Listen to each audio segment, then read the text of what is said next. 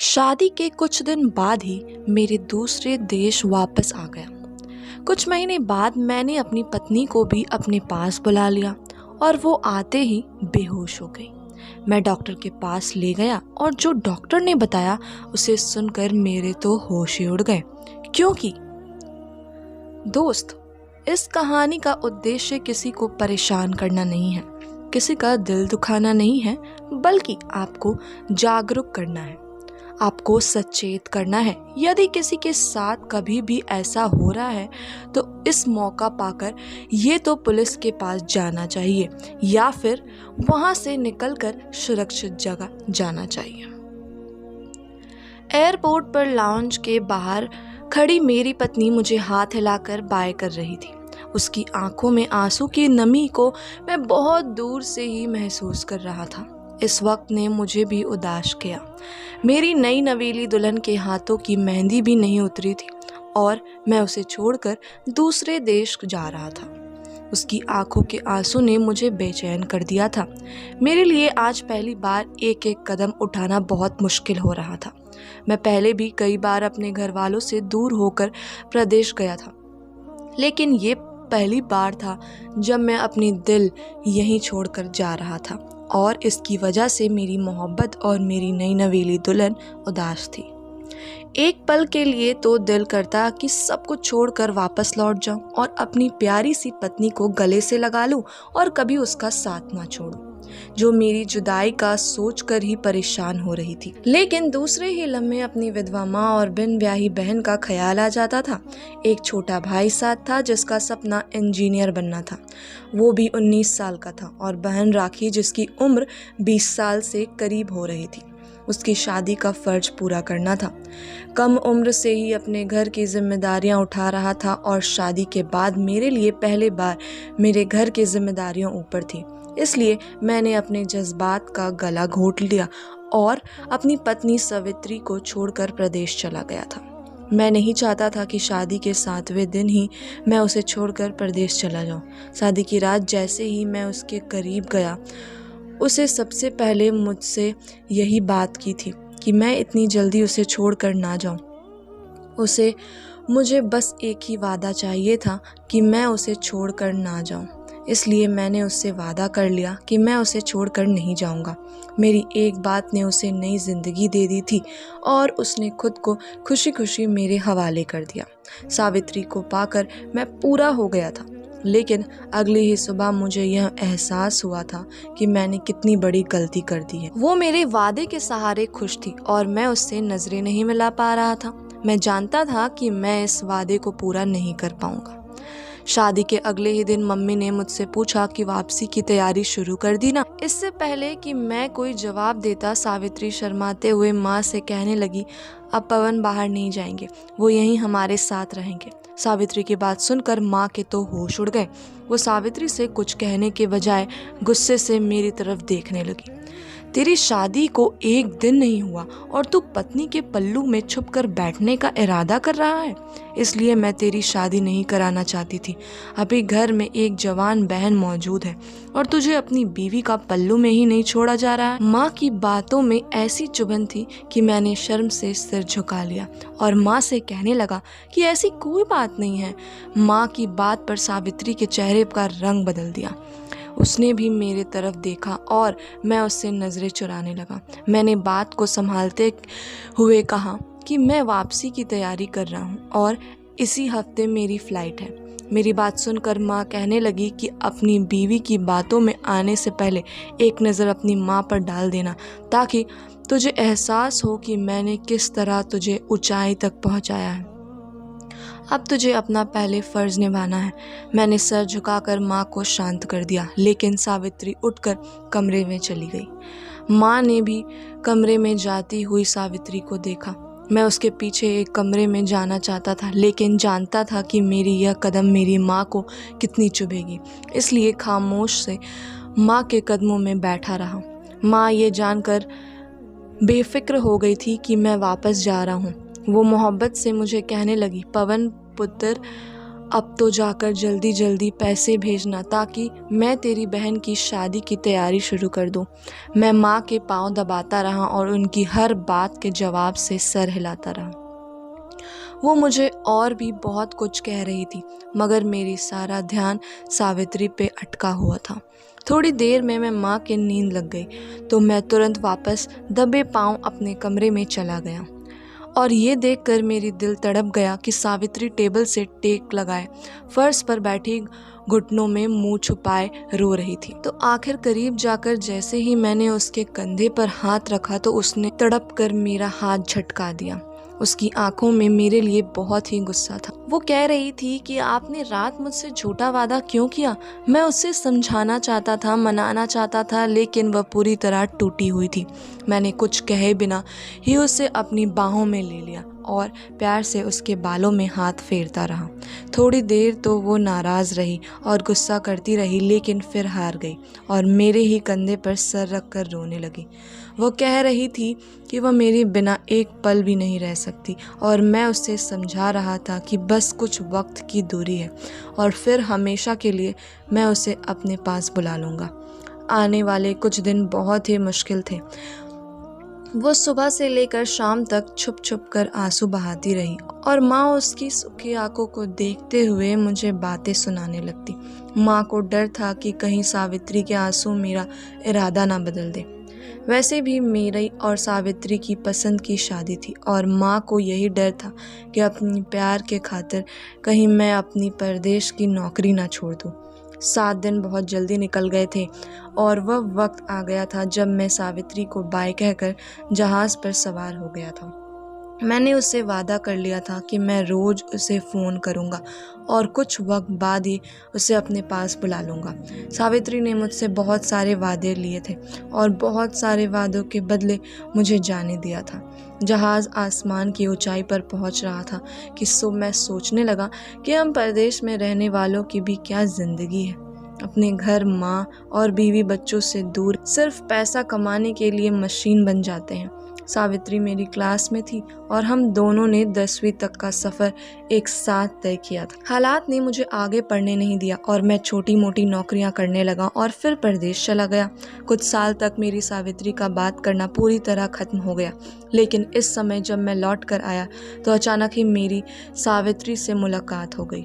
मोहब्बत कि वो आग जो आज तक मेरे सीने में जल रही थी, उसकी तपिश सावित्री के दिल में भी थी। मैंने तुरंत ही सावित्री में शादी का फ़ैसला कर लिया और मैं जाने से पहले ही सावित्री में शादी करना चाहता था।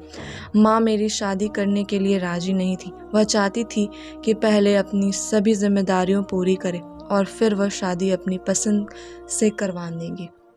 लेकिन मेरी ज़िद के आगे वो हार गई और इस शर्त के साथ मेरी शादी करवा दी कि मैं अपनी सभी जिम्मेदारियों को पूरा निभाऊंगा। इसी वादे को रखते हुए सावित्री को छोड़कर दूसरे देश चला गया, लेकिन मैंने खुद से वादा किया था कि मैं जल्द ही सावित्री को अपने पास बुला लूँगा। मेरे लिए भी उसके बगैर रहना मुश्किल था। सावित्री के ख्यालों में गुमसुम मैं कनाडा पहुंच गया था। यहाँ पर एक छोटा सा अपार्टमेंट में अपने दोस्त के साथ रहता था जो मेरे साथ ही नौकरी करता था। मैं वापस आया तो अपने दोस्त अमन का उतरा हुआ चेहरा देखकर मैं परेशान हो गया। अमन इस परदेश में मेरा वह दोस्त था जिसके साथ मैं अपना हर बात शेयर कर लिया करता था। वो भी मेरे अपने देश से था और वह शायद शादीशुदा एक बच्ची का बाप था। मुझे देखते ही अमर मेरे सीने से लगा और रोने लगा। उसके आंसू मुझे एकदम परेशान कर गए, लेकिन वह बिना कुछ कहे रोए जा रहा था। काफ़ी देर तक रोते रहने के बाद जब उसका दर्द कुछ कम हुआ तो उसने मुझे ऐसी बात बताई कि मैं हैरान रह गया। अमन की पत्नी जो कि अपने देश में थी, अमन के पास ना होने से किसी और के इश्क में पड़ गई थी और अपनी 6 माह के बच्ची को छोड़कर अपने आशिक के साथ भाग गई थी। अमन की सुबह की उसके घर वालों ने खबर दी थी और वह यह सदमा बर्दाश्त नहीं कर पाया था क्योंकि वह अपनी बीवी राशि से बहुत प्यार करता था। किसी आदमी के लिए यह बात बर्दाश्त करना बहुत ही मुश्किल होता है कि उसकी पत्नी किसी दूसरे आदमी के साथ भाग जाए। मैं तो खुद अमन की मोहब्बत का गवाह था। वह अक्सर रात में उठकर अपनी पत्नी की तस्वीरें देखता और उसे सीने से लगा कर कहता कि अपनी पत्नी को सुकून भरी जिंदगी देने के लिए वो ये वनवास काट रहा है। उसी पत्नी ने अमन को छोड़कर किसी दूसरे इंसान को चुन लिया था। मैं अमन को संभालते की कोशिश कर रहा था, लेकिन उसके लिए तो जैसे सब कुछ खत्म हो गया था। आने वाले दिन को खूबसूरत बनाने के लिए उसने आज तक जितनी दिक्कत सही थी वो सब बेकार चली गई थी। अमन की हालत ने मुझे बहुत दुखी कर दिया था और बार बार सावित्री का चेहरा मेरी आंखों में आ रहा था। रात को मैं सोने जाता तो सारा वक्त सावित्री के बारे में सोचता रहा। कब मेरी आंखें लग गई और मुझे पता नहीं चला, और सुबह मेरी आंखें खुली तो एक खतरनाक घटना सामने था। हम 10वीं मंजिल पर रहते थे और अमन ने एक कमरे की खिड़की से छलांग मारकर खुदकुशी कर ली थी। मैं तेज़ी से भागता हुआ नीचे पहुंचा तो लेकिन तब तक अमन का शरीर ठंडा पड़ चुका था। वे इस दुनिया की कैद में आज़ाद हो गया था और वह अपनी सभी तकलीफ़ों से मुक्त हो गया था। अमन की मौत ने मेरे अंदर एक तूफ़ान ला दिया था। उसकी और मेरी ज़िंदगी कुछ ज़्यादा अलग नहीं थी। मैं भी अपनी पत्नी को तन्हा छोड़ कर आया था और वो भी मेरी वजह से अपने जज्बात को मारने पर मजबूर थी। अमन की बॉडी को इंडिया वापस भेजने के बाद मैंने तुरंत ही अपने घर फ़ोन मिलाया। मुझे यहाँ आया 3 दिन बीत चुके थे और अमन की वजह से मैं घर फ़ोन भी नहीं कर पा रहा था। मैं सावित्री से बात करना चाहता था, लेकिन माँ ने बताया कि सावित्री अपने मायके रहने चली गई है। उसका यहाँ दिल नहीं लग रहा था। माँ से बात करते हुए मैंने सोचा कि मैं सावित्री के नंबर पर फ़ोन कर लूँगा, लेकिन जब मैं फ़ोन रखने लगा तब माँ ने मुझसे कहा कि उससे फ़ोन मत करना। माँ की बात सुनकर मैं हैरान रह गया। वह बोली कि कुछ दिन उसे अकेला ही छोड़ दो ताकि उसे तुम्हारे बिना रहने की आदत हो जाए, और अगर तुम इस तरह बार बार फ़ोन करोगे तो उसे तुम्हारे बिना रहने की आदत नहीं होगी और ना ही तुम्हारा गुजारा चले। माँ शायद ठीक ही कह रही थी, इसलिए मैंने सावित्री को फ़ोन करने का मन बदल दिया और उसे अपने पास बुलवाने की कोशिश करने लगा। कुछ कागजी कार्रवाई पूरी होनी थी और कुछ पैसे चाहिए थे। उसके बाद वह भी मेरे साथ चली आती। मैं दिल लगाकर दिन रात काम कर रहा था। मुझे जल्द से जल्द टिकट के पैसे जमा करने थे। मैंने खुद से सावित्री को कोई फ़ोन नहीं किया और उसका भी कोई फ़ोन नहीं आया था। शायद वो मुझसे नाराज़ थी और बात नहीं करना चाहती थी। मैंने सोच लिया था कि मैं एक ही बार उसे फ़ोन करूंगा और अपने पास आने की खुशखबरी सुनाऊंगा। 15 दिन में ही मैं खुद से किया हुआ वादा भूलकर दोबारा से सावित्री के नंबर पर फ़ोन मिला रहा था। इस बात में मुझे परेशान कर दिया था कि सावित्री ने खुद से अब तक मुझे एक बार भी फ़ोन नहीं किया। इस बार मैंने माँ को फ़ोन करने से पहले सावित्री को फ़ोन किया। एक बार सावित्री का फ़ोन उसकी छोटी बहन ने उठाया।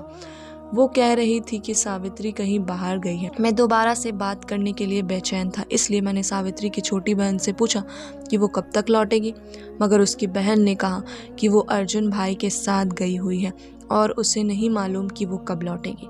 अर्जुन सावित्री के पड़ोसी का बेटा था और वह मुझे एक आँख नहीं भाता था। वो भी मेरी सावित्री के साथ स्कूल में पढ़ता था और उसके दिल में भी सावित्री के लिए खास जज्बात थे जिनसे मैं वाकिफ था। वो अर्जुन ही था जिसकी वजह से मैंने जल्दी शादी का फैसला किया था, क्योंकि मुझे डर था कि अर्जुन कहीं सावित्री के लिए रिश्ता ना भेज दे। सावित्री उसके साथ कहाँ और क्यों गई थी, मेरे अंदर अजीब सी बेचैनी पैदा हो गई थी। मैंने माँ को फ़ोन मिलाया तो माँ गुस्से से कहने लगी कि तेरी पत्नी तो मायके जाकर बैठी गई है, उसे पलट कर आने का ख्याल ही नहीं। मैंने माँ से कहा कि आप उसे फ़ोन करके वापस बुला लीजिए, लेकिन माँ ने हाथ खड़े कर लिए और कहने लगी, तेरे ना होने पर मैं उसे कुछ नहीं कहती। कल को तू कहेगा कि तेरे पीछे मैंने तेरी पत्नी को जुल्म किया है।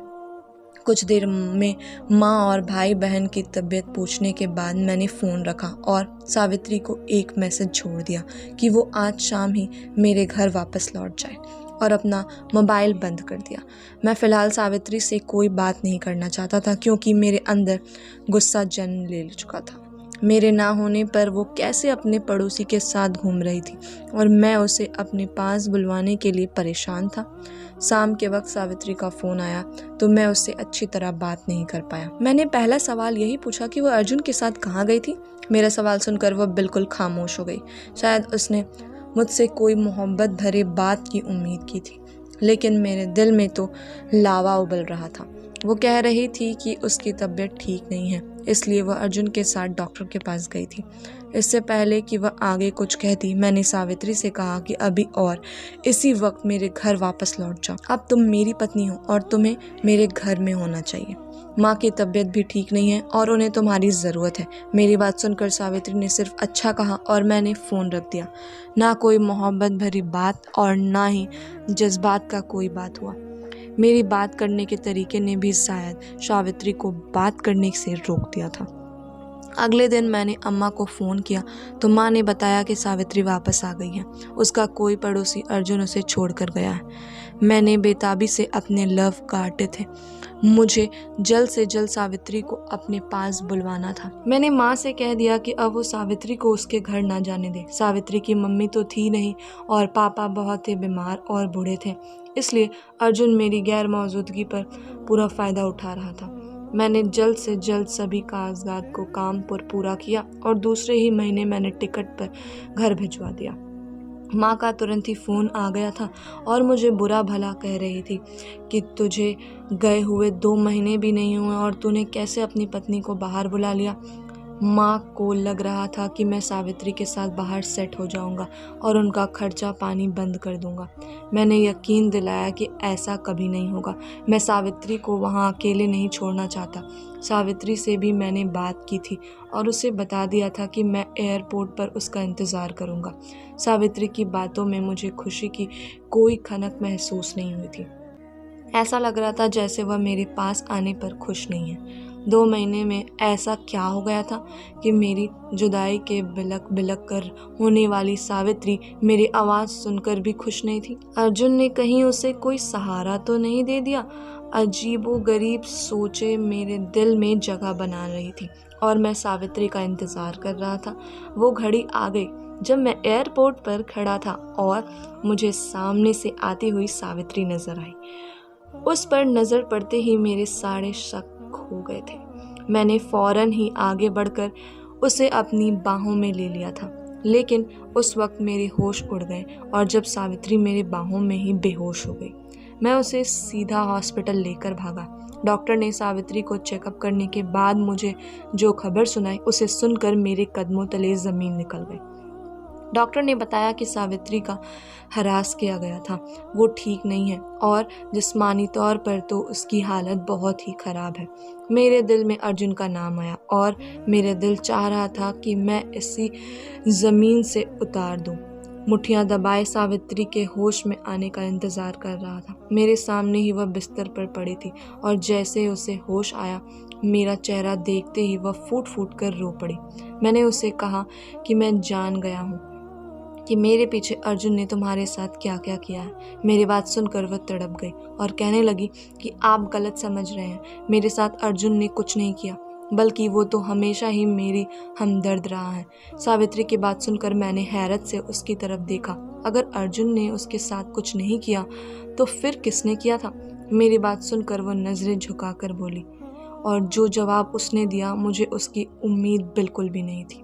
वो कह रही थी कि उसका मुजरिम कोई और नहीं बल्कि मेरा छोटा भाई है, जिसने मेरे परदेश लौटते ही उसी रात उसे अपनी ज़्यादती का निशाना बनाया और यह कहकर उसे धमकाया कि अगर उसने यह बात किसी को भी बताई तो सभी उसे कसूरवार समझेंगे। और ज़बरदस्ती उसने कुछ वीडियोस भी बना दी थी ताकि वह फिर से मुझे निशाना बना सके। उसके डर की वजह से ही सावित्री वापस अपने मायके लौट गई थी और वहीं रह रही थी।